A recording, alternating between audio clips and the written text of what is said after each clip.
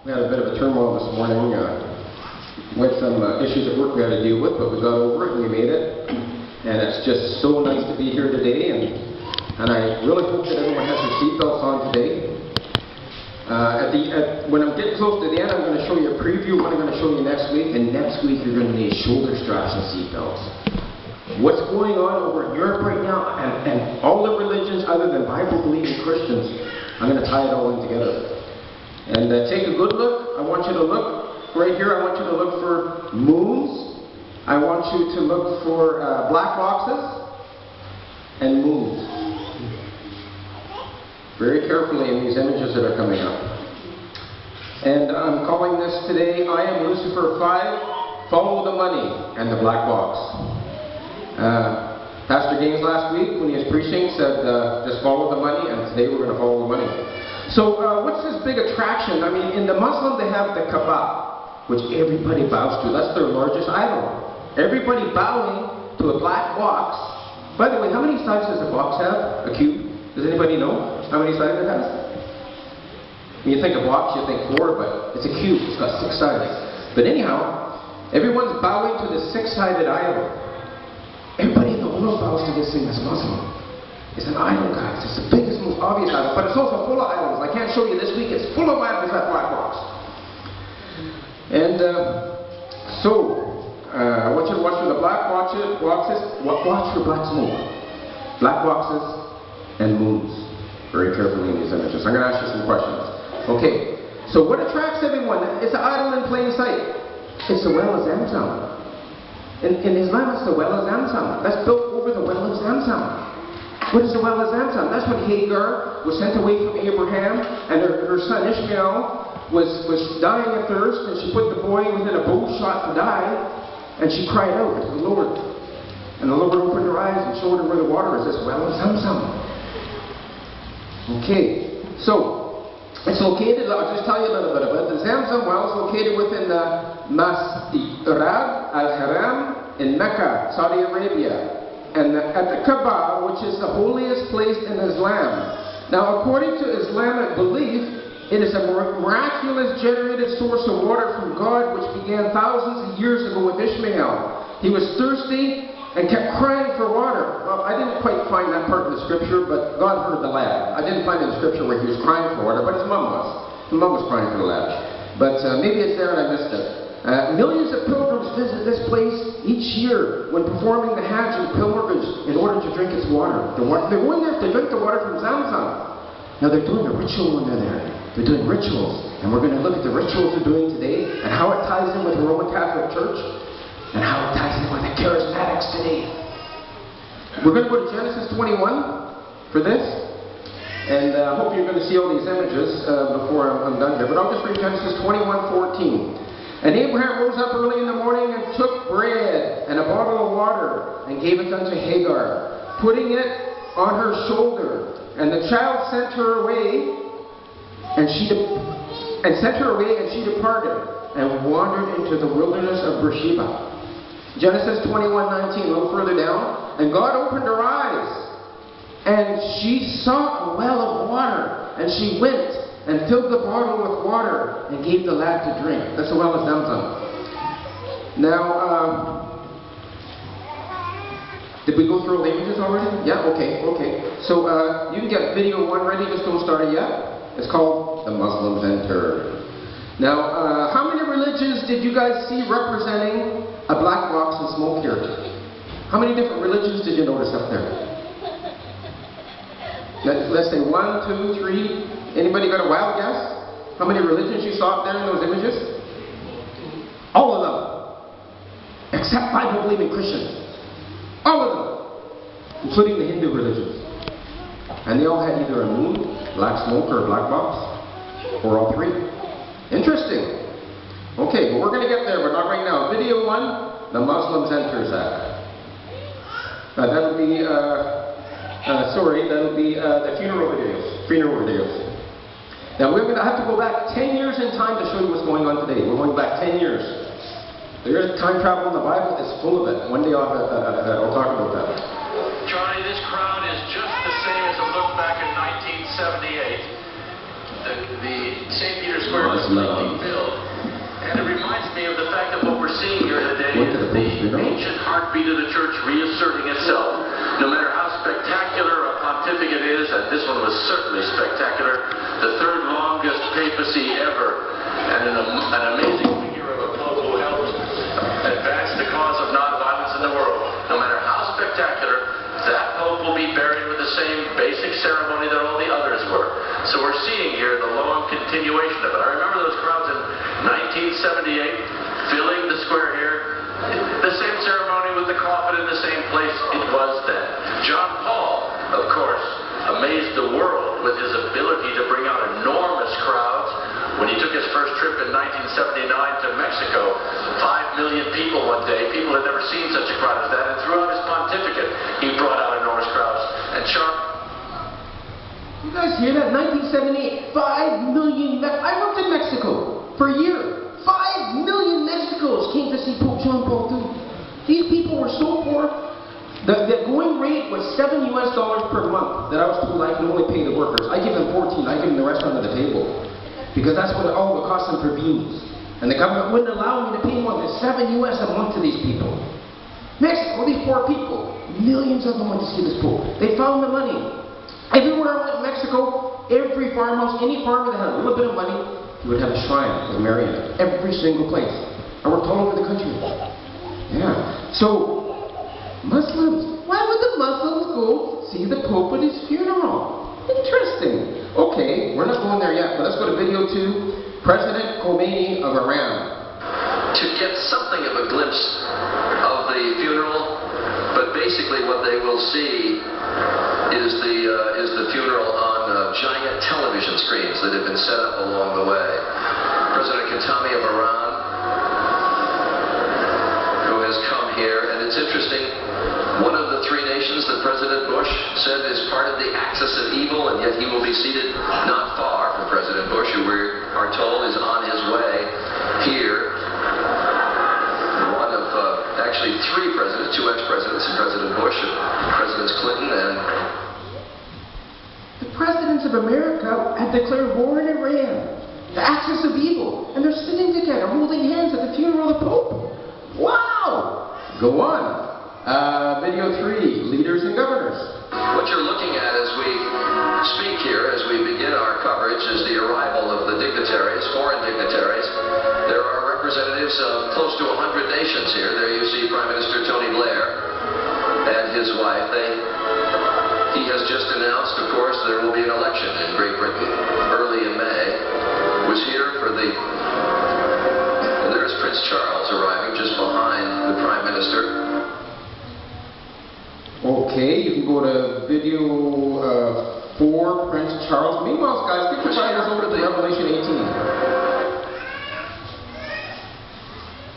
Was here for the... And there's Prince Charles arriving just behind the Prime Minister. Okay, and then go to video 5, United Nations. Revelation 18:9.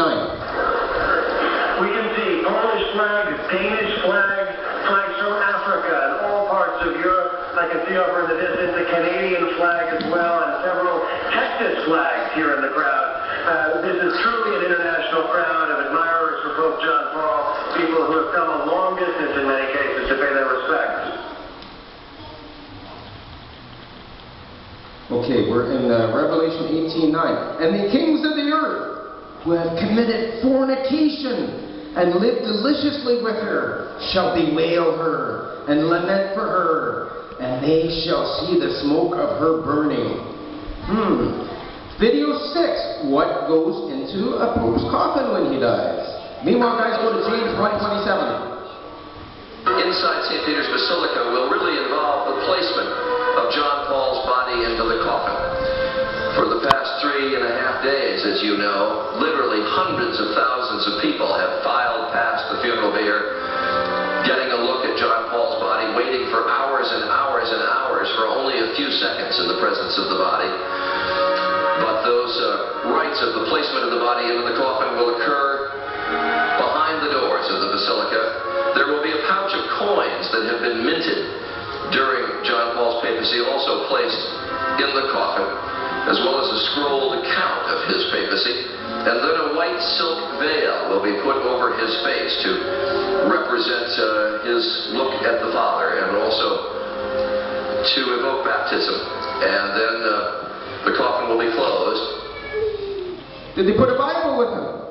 Did he put words of God with him? A bag of money. And it was not just money, guys. It was money, a bag of gold coins minted by the Vatican's own mint. The Vatican has a mint, did you know that? They print their own money. They're their own country. Did you guys know that? Yes. Wow. Okay, so, what about the orphans and widows? Putting bags of gold in a Pope's coffin? What about the orphans and widows? God's Word tells us to help the orphans and widows. Not to bury our money with us. You know there's actually religions and customs where they put coins and stuff in your eyes when you die, so you can enter into the next world and stuff like that. Yeah. But anyhow, I promise you guys, James 1:27, let's go to James 1:27. Pure religion and undefiled before God. And the Father is this, to visit the fatherless and widows in their affliction, and to keep himself unspotted from the world. The Pope took the world with him, an account of everything he did in the world, and bags of money. Okay, so no words of God with him. Okay, so let's go to, well, I want you, first of all, Peter, who supposedly the Catholic Church said was the first Pope. The Catholic Church says he was the first Pope. Well, that's not true. So, let's go to Acts 8:20, and if you can't get there, I'm just going to read it out, because we've got to get to another video right away. And I'll prove to you that. But Peter said unto him, Thy money perish with thee. Peter said, Thy money perish with thee, and this Pope buries his money with him? So that's against what Peter said. And Peter's supposedly the first Pope? No. The scriptures don't line up to that. The King James Bible doesn't line up to that, guys. Maybe some other versions do, but we'll get there later. So when the Vatican collapses, and it will, I want you to get ready for video 7, Zach, the Vatican's colossal well. The whole world's going to collapse. We still see something in Suriname happening right now. It's got nothing to do with the world. It's got to do with Suriname. And Suriname may go to 3,000 for one. I saw it in other countries. I tell you, my grandfather, when he was alive, and my father were getting conversations, and they both fought in the war. Just wait. And over in Germany, the Deutschmark went so high, it was like almost $1 trillion for $1 US. So people would get their money and have to put it in a wheelbarrow, and you need so much money just to buy a loaf of bread. And you got your wheelbarrow, and you run to the store before everybody else, because you don't want to miss this, eh? You might have 3 loaves of bread left. And the wheelbarrow doesn't fit in the door. And you get the money out, as much as you can carry, and you go to the store, and you come back and get the rest of the money because you couldn't carry it all. Guess what? Somebody dumped the money out and stole the wheelbarrow. Because the money was worthless. And I remember my dad and my grandpa always talking about these stories. It was just amazing what they were talking about. And then I saw it in Mexico. Then I saw it in Suriname. And we're starting to see it in Suriname again. But what's about to happen is going to involve the whole world. It's going down, guys. It's going down. So Revelation 18:19. Let's just see what God says about this. And they cast dust on their heads and cried, weeping and wailing, saying, I'm going to read the rest of the scripture after we play video 7, please, Zach.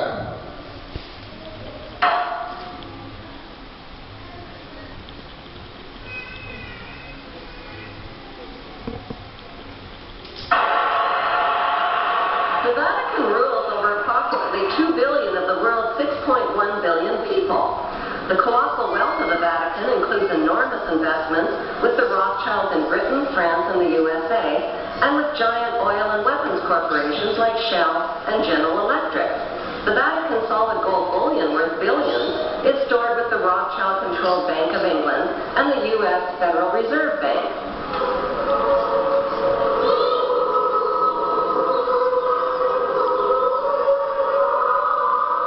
The Catholic Church is the biggest financial power, wealth accumulator, and property owner in existence, possessing more material wealth than any bank, corporation, giant trust, or government anywhere on the globe.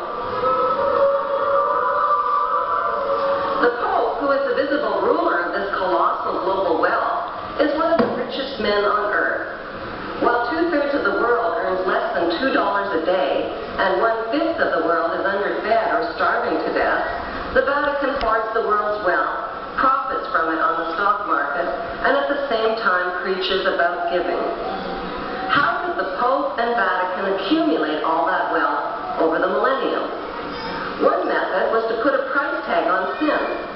Many bishops and popes actively marketed guilt, sin, and fear for profit by selling indulgences. Worshippers were encouraged to prepay for sins they hadn't yet committed and get pardoned ahead of time. Those who didn't pay up risked eternal damnation in Satan's oven. Pope Leo X rebuilt St. Peter's Basilica, selling tickets out of hell and tickets to heaven.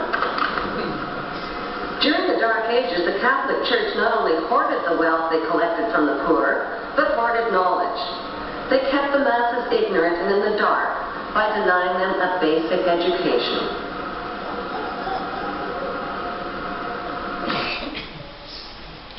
That's the Catholic Church, friends. Okay, now, Revelation 18:19. And they cast dust on their heads and cried, weeping and wailing, saying, Alas! Alas! Notice there's two alases there, not just one. Alas! Alas! That great city wherein were made rich all the ships in the sea by reason of her costliness. For in 1 hour she is made desolate. That's what's going to happen. This place is going to be destroyed. The whole Vatican City, the whole country, bang! In one shot, 1 hour. Now the people in the pews don't know all this stuff, and they don't care. Why? Because they're under Mary's spell. We saw it last week. They don't care. Oh, they're just holding their hands up to all this. They don't care. They're under the spell. They're under the spell of that devil Mary. Not the Mary of the King James Bible. That's another Mary. Okay. Now, at the top, wait. I got a news flash yesterday. You guys got to hear this news flash. This came off one of the biggest news stations here. The United States Embassy in Italy has issued a security alert to all Americans abroad, warning them to avoid locations that have been identified as potential targets for terrorist attacks. Now, they had a whole list. Guess what was on the top of the list? The top of the short list was St. Peter's Basilica in the Vatican City. It's about to go, guys. In front of our eyes. It's about to go. They're making plans. Who's making plans? We'll see. Revelation 18:18. If you're still in Revelation. And cried when they saw the smoke of her burning, saying, What city is like unto this great city? Now, when I've tried to share these things with my charismatic friends, Catholic friends, all these guys, they just go deaf. They go deaf. I need your best ear today, guys. I need your best ear. Because you've got to get this in your hearts, because it's going to help these guys. If you have family and that stuff. Now, that's why we need to preach the gospel to them. Just preach the gospel to them. Give them the words of God. Preach the gospel. Don't try and change their minds with all that stuff. It doesn't work. You can try. Especially if you get them to read the scriptures that I gave you last week. You can try. But, why? Because you can't serve God and mammon. These Roman Catholics all serve mammon. The Pope teaches them that. Burying himself with money? What's he teaching these guys?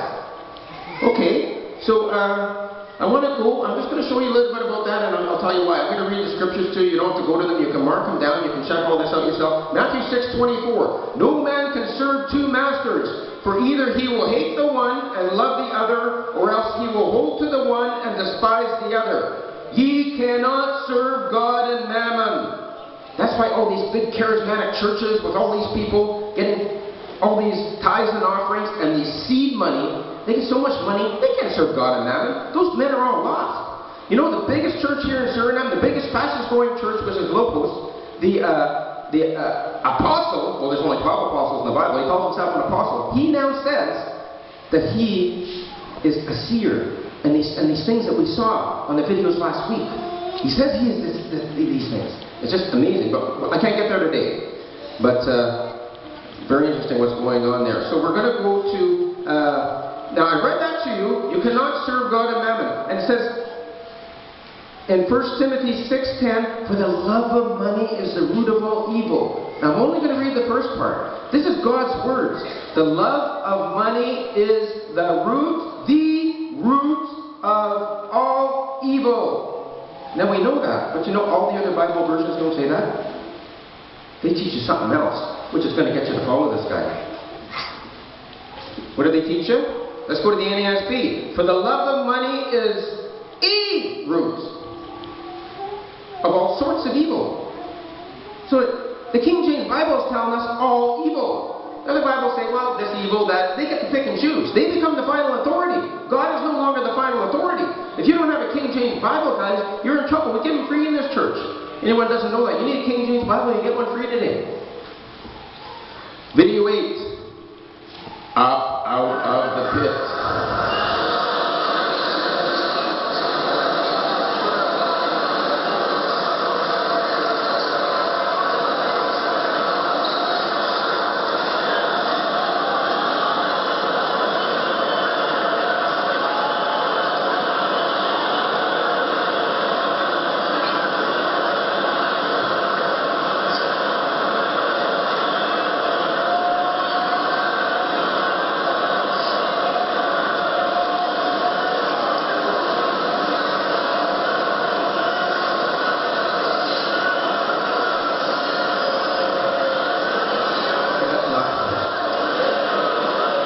Go to Revelation 9:2. Guys, how many people know there's 5 pillars of Islam? We don't study Islam here. Some came from Islamic background. There's 5 pillars. Do you know that if you don't do all 1, 2, 3, 4, 5, you're not saved? You don't go to heaven? This is one of the last ones. Circling this Kaaba, this black box, this 6-sided box, with the well of Zamzam underneath. I can't get everywhere today. I'm only going to tease you. But next week, you're not going to need just seatbelts. You're going to need shoulder straps and armor to get through what I'm going to talk about. Meanwhile, Revelation 9:2. Let's see what God says. And he opened the bottomless pit. I want you to study these scriptures for next week. Then arose the smoke out of the pit, and the smoke of a great furnace. As the smoke of a great furnace. The sun and the air were darkened by reason of the smoke out of the pit. Then we go down a little further, Revelation 17:8. The beast that thou sawest was, and is not, and shall ascend out of the bottomless pit, and go into perdition. He's going to ascend out of the bottomless pit. Big clue. And they that dwell on the earth shall wonder, whose names were not written in the book of life, and from the foundation of the world, when they behold the beast that was, and is not, and yet is. Study that. Was, and is not, and yet is. I'm going to tell you what that means next week. Meanwhile, I want to take you to a little preview of next Sunday's November 29th introduction. And you're going to have to read Deuteronomy 28, 49 to 52 to prepare yourselves for what you're going to see next week. Now, preview Sunday's November 29th intro, Zach. You got the preview there. Maybe go back. Where did I put that? The funeral, the Kaaba. Man, where did I put that? Okay, let's just go to, man, you don't see it? No, go back, go back. It's not, no, you have to go to November 22nd, November 22nd. Seatbelt videos for next week. That's it. Seatbelt.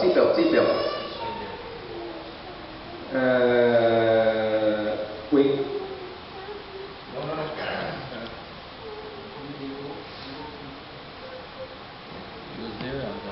Article. Try the article. Zach, it was in funeral videos, Zach. No, one more. Article. Second video. You go up. Yeah, try that. No, that's just that. Okay, so what we're going to do is study Deuteronomy 28, but I want to show you a little bit today about how we interconnect the charismatics with Islam. Islam all smoke hookahs. Do you saw that, the hookah smoking one there? Modern hookah, top one. No, go back. Top one. Click that. Click the slideshow. Yeah, top one, yeah. Then make a slideshow out of those pictures. Let's quickly go through the slideshow. And now if you see all these in Islam, they just love smoking this hookah. And a lot of them put opium in it and other drugs. You know the charismatics, the biggest charismatic pastors do this too? Once you put all your tithes and offerings in those big buckets with thousands, 10, 20,000 people in the congregation, they go in back rooms and do this too. Brother Rob's crazy, right? Why would Brother Rob be telling us this? He's trying to cut people down? No, I'm trying to tell you the truth and warn you. Go to video 9, hookah opium party after the services.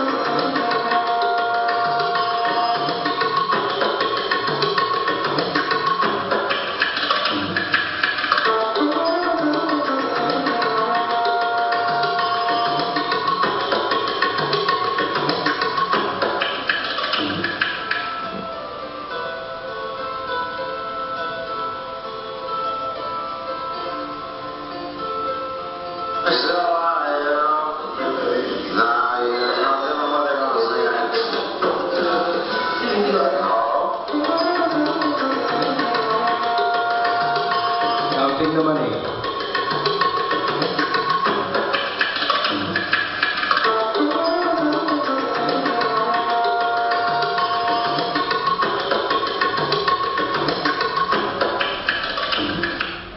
This is no joke, guys. You see all these false prophets? You see them on TBN? All these guys on TBN. And you're going to send them your money so they can smoke it away? Are you kidding me? Wake up, guys. Thank you very much.